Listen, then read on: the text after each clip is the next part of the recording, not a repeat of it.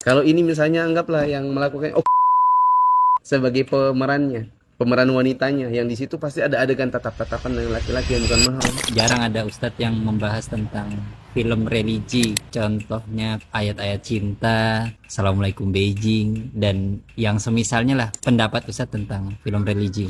Sebagai contoh ayat-ayat cinta, Ana sudah punya novelnya saat Ana belum ngaji sunnah, saat belum ada logo bestsellernya itu, Ana udah punya novelnya. Bahkan Ana tamatkan di motor menuju Jogja Purworejo. Ketika sudah tamat, Ana bilang gini, oh ini kalau difilmkan bagus nih, ini tinggal cari produser yang mau filmkan. Di dalam part-partnya itu ada adegan misalnya si laki-lakinya nikah sama si perempuannya. Di malam pertamanya ada adegan kayak gini nih misalnya minum susu gitu kan. Kok susunya gini ya? Coba kamu yang minum.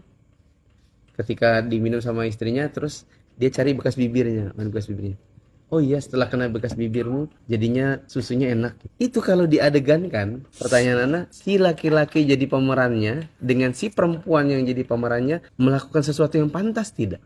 Tidak pantas. Belum lagi nanti ada acara malam pertamanya. Meskipun religi, si pemeran laki-laki dan perempuan-perempuan bukan mahram, bukan suami istri, terus berpegangan, ada cium jidat, cium pipi. Haram atau tidak perbuatan seperti itu? Maka Anda bilang, pemerannya dapat dosa. Bahkan dosa mereka bisa jadi lebih besar. Karena menggabungkan antara yang hak dengan yang batil, jadi dibungkus seolah-olah kebenaran. Mana yang lebih menyesatkan? Yang abu-abu atau yang hitam putih? Yang abu-abu. Di dalam film-film religi, meskipun temanya keislaman, masalahnya di situ pasti ada adegan laki-laki dan perempuan, bukan mahram, pegang-pegangan, cium-ciuman.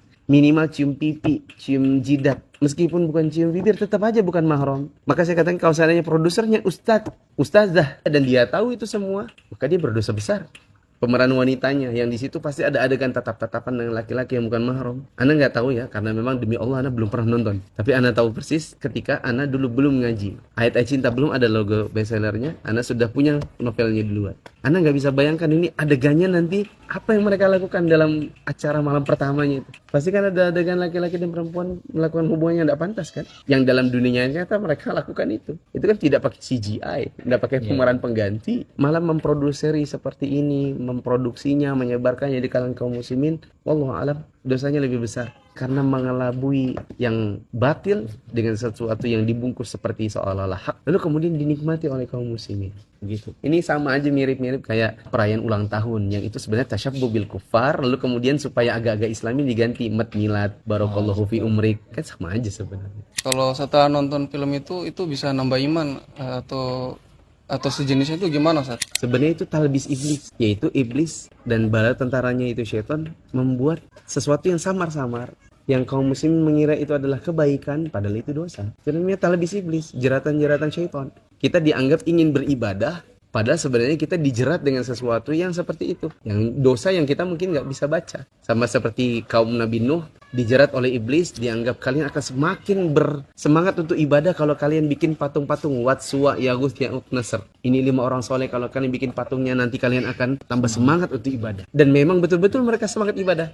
Tapi setelah itu ujung-ujungnya disembah. Artinya memang itu kelihatannya kayak penyemangat, tapi sebenarnya itu adalah jerat-jerat dosa yang dibuat oleh iblis, membuat kaum muslimat, kaum muslimin jadi generasi yang ibadahnya itu gara-gara hal-hal seperti itu. Bukan karena tumbuh dengan ilmu, tumbuhnya dengan film. Sejak kapan para ulama tumbuh iman dan ilmu dengan film?